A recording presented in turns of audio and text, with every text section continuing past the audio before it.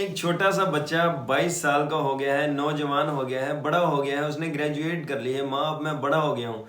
22 साल बाद जो है ऑस्ट्रेलिया को उनके घर पे हमने हरा दिया है। हम तो उनको वाइट वॉश भी कर सकते थे इस सीरीज में, लेकिन जो है हम पहला मैच जिस तरह हारे हैं वो मैच इस तरह हमें हारना नहीं चाहिए था जितना क्लोज हम ले गए थे। अगर वो भी जीत जाते तो 3-0 से आज हमने उनको शिकस्त दे देनी थी। इस पूरी सीरीज में अगर किसी ने परफॉर्म किया है ना तो वो है हमारे पेसर्स। तेज गति है, ये स्विंग निकल रही है, उनकी पेस निकल रही है और छा गए हैं वो। एक ही बंदा जो नाराज था ना वो था मेरा दोस्त बोबजी।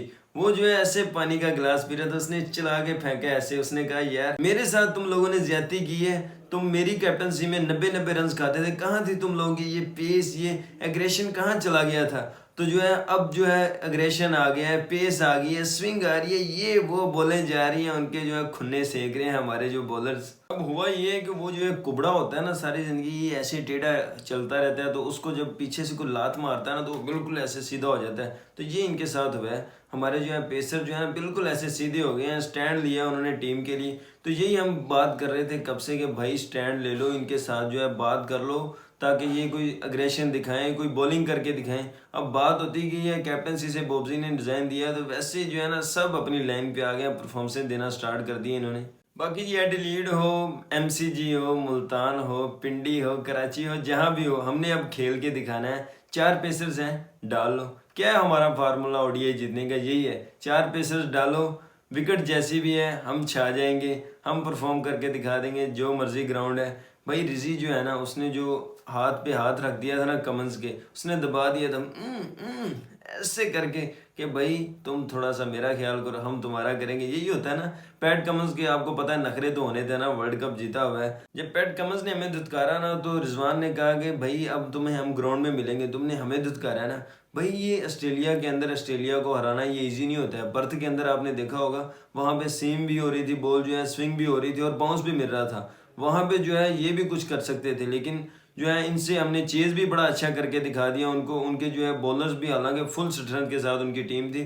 पहले इनके जो है सारे प्लेयर्स हम आउट कर देते हैं, उसके बाद जो है इनके जो आ देते हैं जंपा और एबर्ट शैबर्ट, उनसे हम जो है 30-30 रन खा के जो है ना हम स्कोर जो है 150 से पार कराते रहे। अदरवाइज इनसे 150 भी नहीं होना था, ये 100 के अंदर फंस रहे होते हैं। इस पूरी सीरीज में अगर आप देखें ना तो एक चीज खास थी, वो थी रिजी की कैप्टनसी। रिजी की कैप्टनसी ऐसी थी, उसने बॉलर्स को यूज किया है, किस तरह उनको कहाँ पे बॉलिंग करवानी है, किस तरह उसने फील्ड सेट करनी है, ये चीज़ें उसने बड़ी बखूबी निभाई हैं। कब से कह रहे हैं आप पुराने माइंडसेट से निकल आएँ, पुराने माइंडसेट से निकल आएँ कि आपके पास नहीं है ये सूरत हाल के ये पहले टॉस जीत जाते हैं, उसके बाद ये हम पहले बैटिंग कर लेते हैं, हमसे चीज़ तो होना नहीं। वो भाई इस माइंडसेट से निकलें।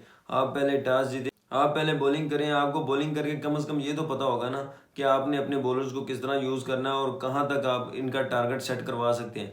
और जो आपको टारगेट मिलेगा उसकी आप कम से कम रन रेट आप तय कर सकते हैं कि आपने इस हिसाब से चलना है। शुरू की विकेटें रोक के अपनी रखनी है और जो है आहिस्ता आहिस्ता स्कोर को इस रन रेट पे लेके जाना है और आप इजी मैच भी जीत सकते हैं। अगर आपको कभी पहले बैटिंग करनी ही पड़ जाती है ना तो उसके लिए भी आपके पास ये मशवरा है कि आप जो है पहले अपने कोच जो आपके ऊपर बैठा हुआ है ना, वो एक अंदाज़ा लगाए विकेट को देख के अगली टीम जो है यहाँ पे अगर 265 कर सकती है ना, तो आपने अपनी टीम को बताना है कि आपके पास ये 44 ओवर है, इसके अंदर अंदर जो है ना आपने 265 करने हैं।